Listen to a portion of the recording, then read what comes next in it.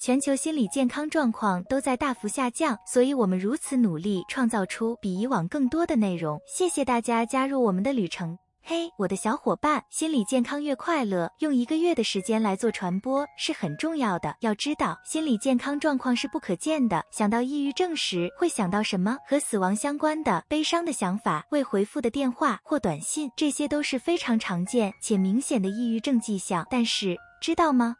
抑郁症还有很多隐蔽的迹象呢。这支影片就来说7个被忽视的抑郁迹象。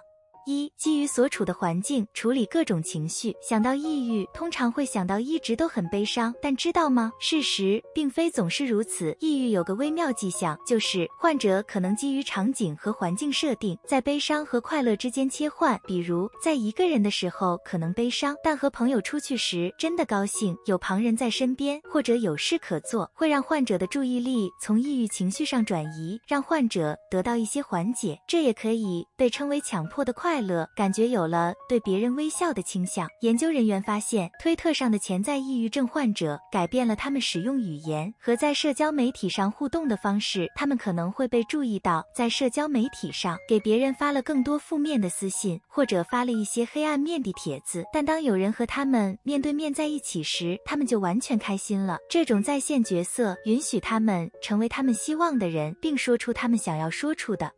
2、会注意到习惯的改变。熬夜不是什么好事。当我们在凌晨看到朋友发的帖子或短信时，可能什么都没多想，但当我们持续注意到这一点时，可能就会引起关注。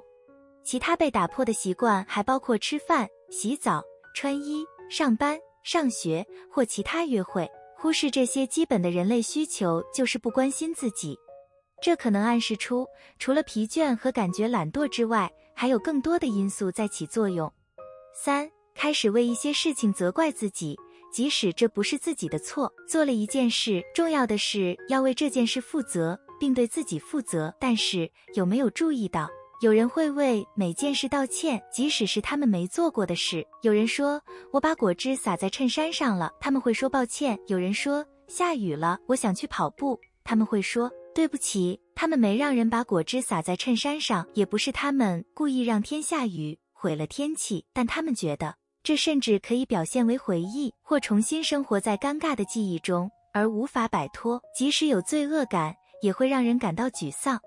4、不像以前的自己了。有没有注意到最近有个朋友拒绝了很多自己的邀约，发现他们除了上班或上学就不去别的地方了吗？也许有一个朋友仍然会从事他们的爱好，比如体育锻炼或音乐排练，但已经没了乐趣。这些都是潜在抑郁的迹象。抑郁时，那些曾经会让人感觉良好的、产生多巴胺活动的荷尔蒙反应就不一样了，导致不再能感觉到同样的快乐。这也是第1点迹象的另一种体现。情境决定情绪，患者可能会觉得他们需要表现出他们之前那么的高涨情绪，隐藏现有的情绪，这样他们就不会让情绪低落了。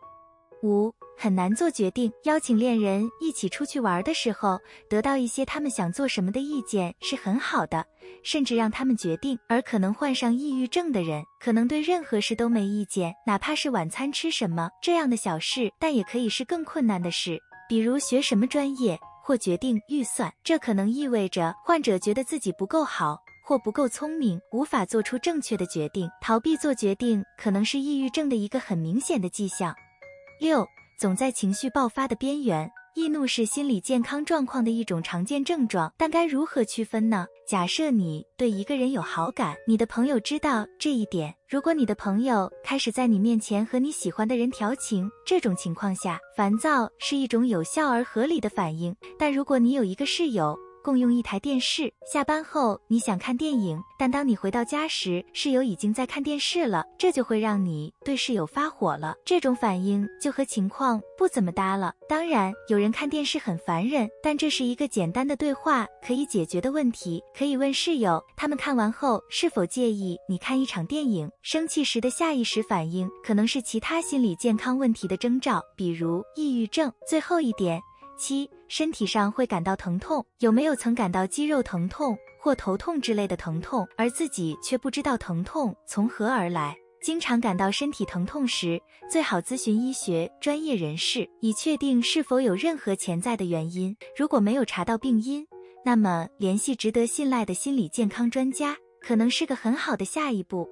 这些迹象有没有让大家感到惊讶？有没有在自己身上或自己爱的人身上注意到其他抑郁的迹象？欢迎在评论区留言告诉我们。如果有人觉得自己或自己认识的人担心他们可能表现出了抑郁的迹象，请咨询心理健康专业人士。如果觉得这支影片有帮助，记得点赞并分享给更多小伙伴，不要忘记订阅我们的频道并打开小铃铛，这样无论什么时候我们发布新影片，您都能收到通知。参考文献在资讯栏。感谢收看，多多保重，下支影片不见不散。